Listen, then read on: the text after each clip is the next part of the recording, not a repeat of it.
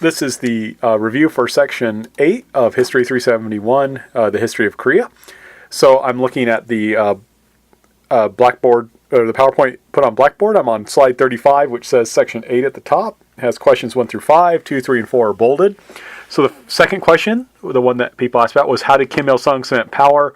What is the significance of his victory? So remember, Kim Il-sung, he launched the Korean War and it failed miserably. I mean, it killed a lot of people and didn't unify Korea. And his regime was only saved by Chinese intervention and help. So you may say, why didn't this guy lose his job? I mean, the guy was not doing a good job leading the country. However, remember, he claimed that, and this is what the North Korean soldiers were told even, that they were not launching an invasion. They were responding to a South Korean/Western attack. So this allowed him to present the war not as as a failed invasion, but as a victorious defense against Western aggression. And moreover, the fact that they did not defeat South Korea, the South Korean government still exists, means that there's always a threat of another war. And so Kim Il-sung could say, you know what, I need to have all the power because I need all that power to protect us. We need to be unified in the face of a South Korean/Western opposition. Now, there were people who did not like Kim Il-sung. There were other communists. There were Koreans who were educated by the Chinese who were communists. There were Koreans who had been educated in Russia that were communists, and there were Korean communists from South Korea. And they all were kind of the opponents of Kim Il-sung, but he was slowly able to eliminate all of them because he had essentially put all power into his hands, and this meant he and his faction were in charge. And what's especially important about that is his faction were guerrillas, were people who had made their name fighting against the Japanese, and while they did do so bravely, if not always most effectively, remember, Kim Il-sung was their leader. He only had a high school education. These guys weren't particularly well educated. They didn't know communist doctrine that well. And, their major experience had been fighting. So they weren't necessarily the best to lead the country if you're interested in economic development and things like that. But they're the ones that did come to power. So moving on to the next question, what promise did the North Korean government make to its people? And I'm looking at the slide now that says government promises nationalism and peasant worker prosperity. And first of all, North Korea, and this is why I say it's better not to think of it as a communist country, that they're nationalists first, that they are dedicated to preserving the purity of the Korean race, which is why North Korea made it illegal for Koreans to marry non-Koreans, which was similar to Nazi policies, actually, so similar to fascism, and also to achieve unification of the Korean people. And so that was one promise. The other promise is that all would work for the state and in return would be guaranteed a basic living through the public distribution system. So you'd work for the government, and the government would make sure you got enough stuff to have a decent living. And Kim Il-sung described that living thusly, that they would be able to eat boiled rice and meat soup and dress in silk and live in houses with tile roofs. So not an astoundingly high level of prosperity, but certainly to peasants that would be attractive. So the next question, question 4, what are the characteristics of North Korea's economic development? So North Korea will effectively mobilize its population to rebuild industry after the Korean War. And in fact, it will recover more quickly than South Korea because of its successful mass mobilization of people. And it will go from having 33.4% of its revenue being given by foreign aid. In 1954, it'll drop all the way down to 2.6. So in many ways, North Korea's economy seems to be becoming more and more independent. However, it would continue to receive other forms of assistance, often disguised as trade. So for example, in 1960, that same year when revenue or foreign aid went down in terms of revenue, North Korea was still getting 40% of its electricity from the Soviet Union, half of its iron, and a fifth of its steel. And going to the next slide, economic development, why and to what end, we have to remember this is focusing on the military and on industry. They're following Joseph Stalin's understanding of how the economy should develop. And so it's an economy devoted to making the country strong, but not necessarily to benefiting the people. There will be very few consumer goods available to North Koreans. Primarily, it's focused on heavy industry to supply the military so they can reunify Korea, they can unify North and South Korea, and to defend themselves in the United States. And this kind of makes sense when we remember the North Korean government was dominated by guerrillas. And this also makes sense when we think about the fact that Korea had had a history of colonization, and their primary goal was to maintain their independence. Now, that didn't mean that they didn't want to develop economically. North Korea, similarly to South Korea, did want to develop self-reliance, juche. They wanted to build an economically independent country, but they're not going to try and do it internationally like South Korea did. Instead, they'll launch campaigns like the Cholima, the Flying Horse campaign, Pegasus campaign, you could translate it as. Literally, it means the horse that can run 1,000 li, which is kind of like a third of a mile. But it's basically this idea that, similar to the Chinese Great Leap Forward, that if you harness the revolutionary fervor of the people, if you if you let them get them to work hard through their dedication to the cause, they can achieve massive economic development.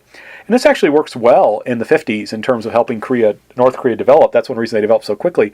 But as your economy becomes more complex, this just doesn't work. So it slows down by the 60s and then falls behind the South Korea by the late 70s. And if you look at the next picture of the smiling woman, she was from that song we watched about about riding the horse. It's the story of like the woman who could work as hard as a horse, right? And that was remember, she glorifies the regime in that song, says how wonderful it is, how they gave her the horse that lets her work so hard. And this, of course, allows the regime to blame the people when they don't have the economic development that they would like. But the key thing was, this is an example of saying that, hey, we can rely on people if they work hard. No matter what the technological difficulties they face, they will overcome great results, or be able to have great results.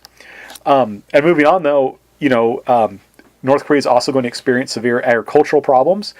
They will focus on the collectivization of farms starting in 1953.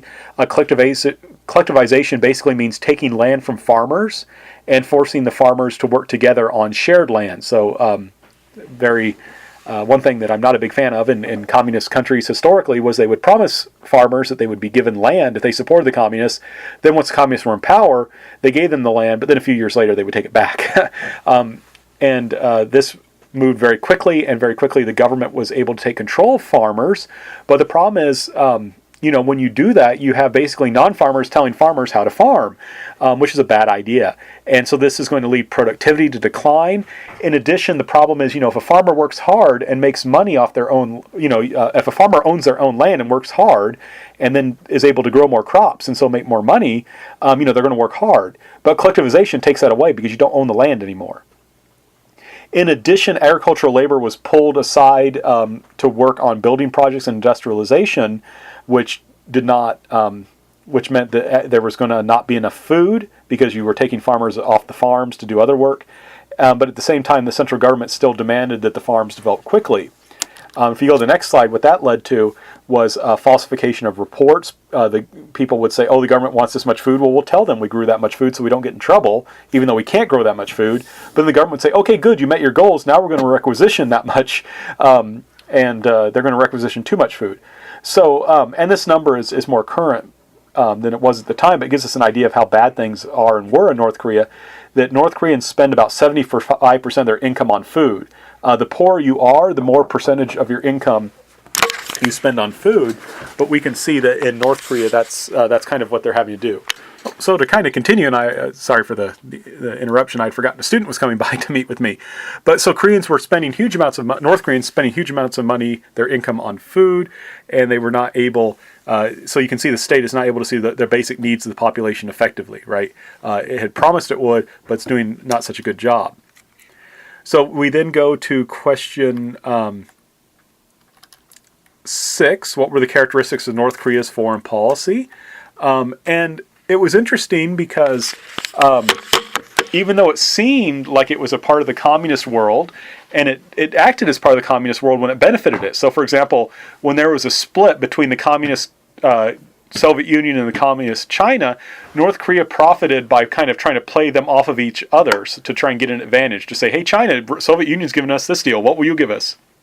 And when China gave them something, they'd say the same thing to the Soviet Union.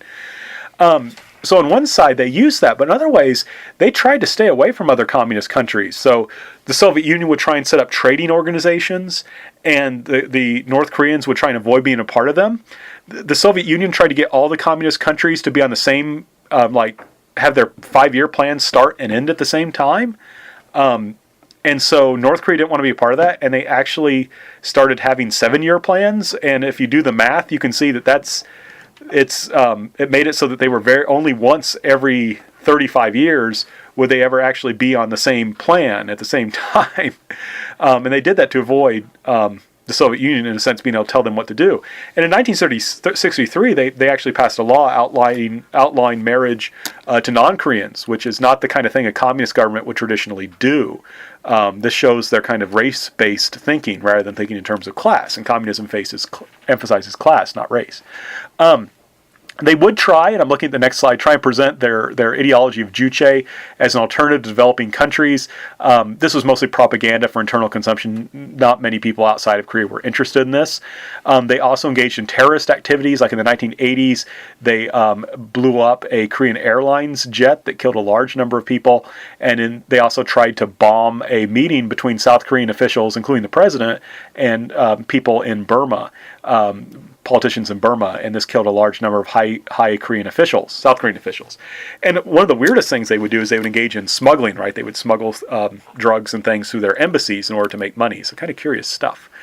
What was North Korea's government and economy like in the 1970s and 80s? And this is slide 7. So it had fallen behind the South by the late 1970s. It was dependent on aid and loans. It had an inefficient non-market economy that made it so that it was not good at producing and distributing goods. So while North Korea was good at propaganda, the government was good at propaganda and maintaining control, it was bad at economic planning. So the economy was just going really badly. And one of the big problems was they had spent so much emphasis on the military spending, on heavy industry, that they didn't develop a strong economy that would benefit the people, right? The North Korean economy was based around the army, not the people. Question 8, how did the fall of the Soviet Union impact North Korea? Well, things were bad in the 70s and 80s. Things get really worse in the 1990s when the Soviet Union falls. North Korea will criticize the Soviet Union, saying, they fell without firing a shot, meaning that they should have gone down fighting, which this is one reason why we say, it's maybe not such a good idea or good thing when the North Korean government finally falls. It could be an incredibly violent struggle, and this would not be a good thing by any means, certainly.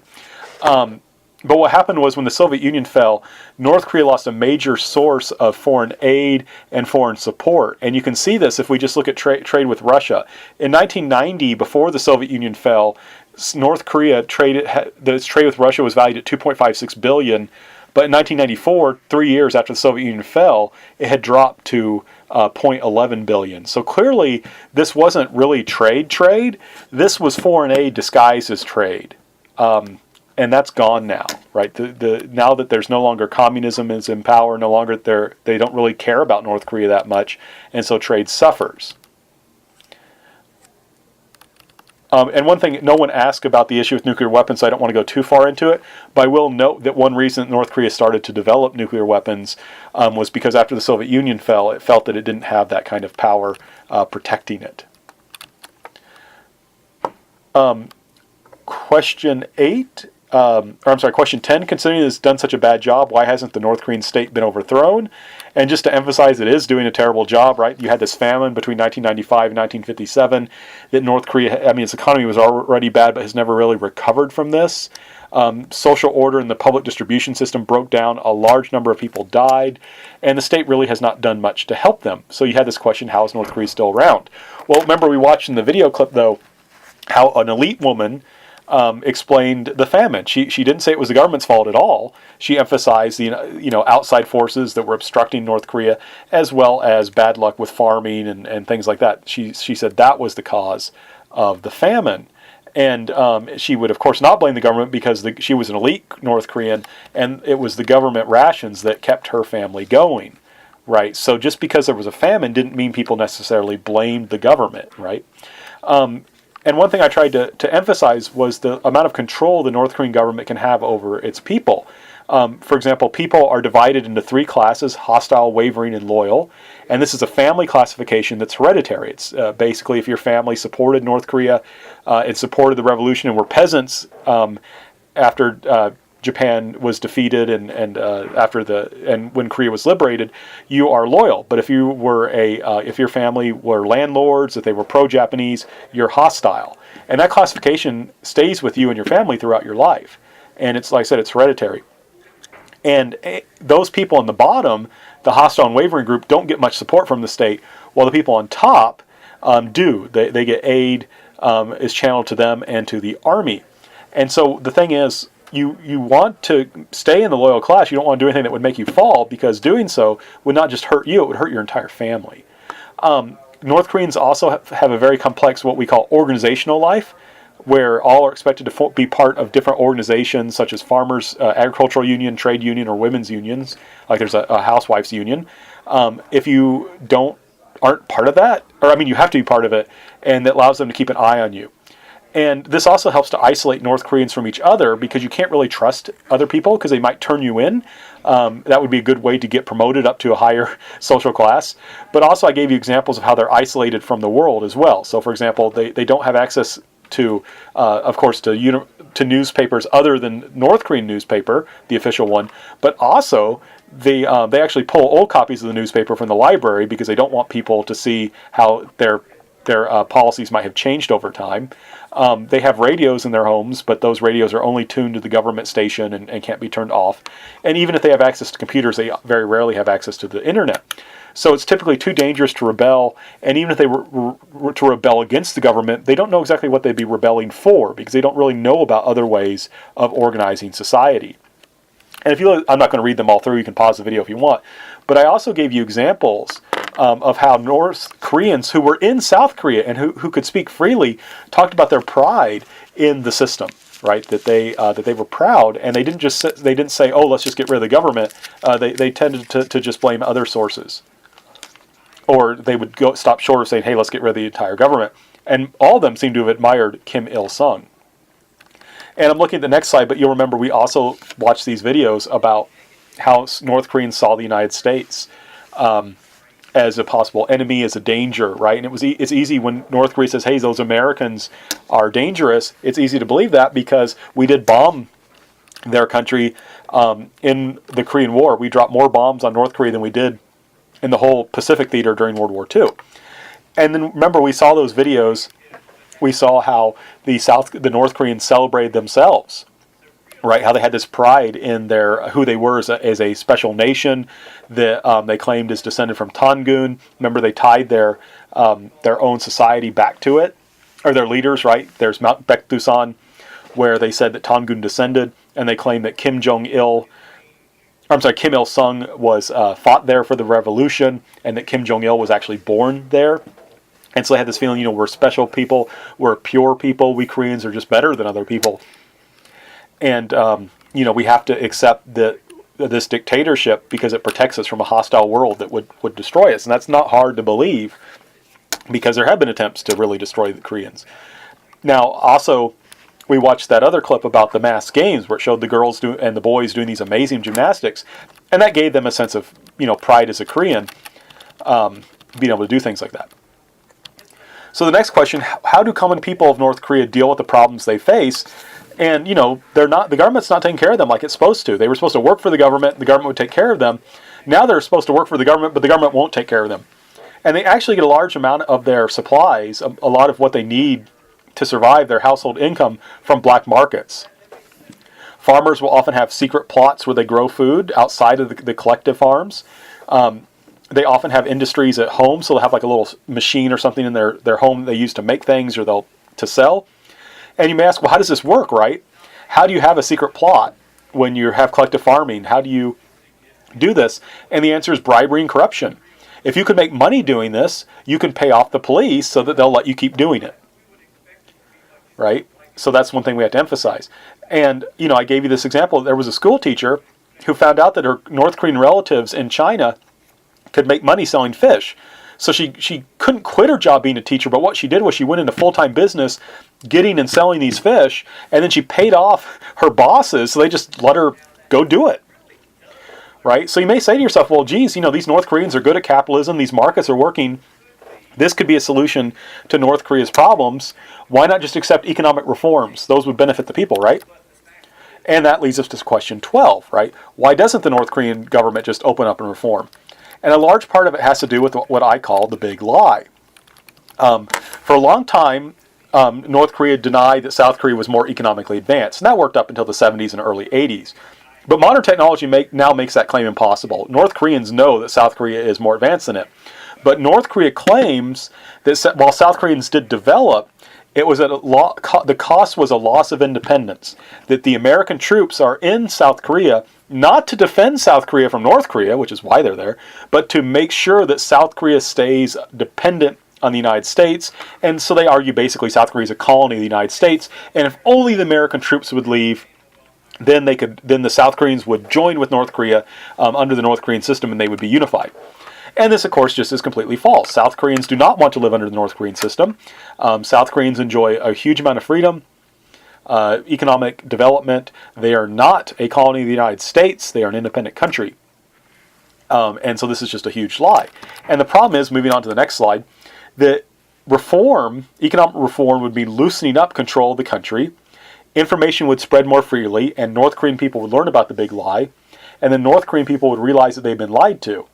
And they would see an alternative model. They would see that Koreans can have democracy and freedom and economic development, because that's what South Koreans have, and they would want to reunify with the South Korea under the South Korean system. That way it means that North Korean elites would lose power, and a lot of them would probably die. And one thing we have to emphasize in understanding North Korea's actions, its main goal is not to ensure the welfare of the people, it is to ensure regime survival and the continued power of the elite. The North Korean state exists to enrich the elite and keep them in power. Now we had this next question, question 15. Why does North Korea act so provocatively at times? And the answer is very simple. First of all, it costs North Korea very little. When North Korea does something, usually South Korea to South Korea, usually South Koreans blame their own president and their own government rather than blaming North Korea. Just the way Korean politics works in the South.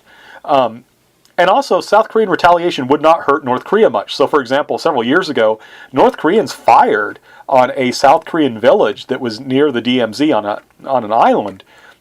And it killed about a dozen South Koreans, civilians, and the South Koreans fired back. But by the time they fired back, the North Korean artillery had moved, and I don't think the North Koreans took any casualties. And so North Koreans can attack briefly and then withdraw before the South Koreans could do much. And even if the South Koreans killed some North Koreans, North Korean government would not care. It's not a democracy. And other countries aren't going to intervene militarily because they are fearful of regional instability. That if North Korea were to collapse, you would have a massive refugee crisis that would encourage disorder in China and South Korea. And also, it's important to note, so North Korea doesn't cost them much, but they can gain a lot. You know, Kim Jong-un, the current leader of North Korea, he engaged in missile tests despite worldwide protests. And he got to have his missile tests. He got to do those with a large degree of success. And then as a reward, he got to have North Korea participate openly in the Olympic ceremony for the 2018 Winter Olympics. So there was no punishment, right? So North Korea behaves provocatively because it can get stuff without losing much, without risking much. And to give you an example, I mean, typically it will do these things, escalate tensions, and then get more aid or get to develop things like missiles. And then in the end, then we'll say, okay, now we're ready to negotiate. Now that we've gotten what we wanted, we'll negotiate so we can pretend like we are responsible. And what's key too is whenever we often say, well, we need to act strong towards North Korea, but this helps the North Korean government. Because what happens is the North Korean people can say, the North Korean government, if the United States brings an aircraft carrier near North Korea or flies some bombers by it, then the North Korean government just says, hey, you know what? See, we told you North Korean people were under threat. See those fighters, see those ships.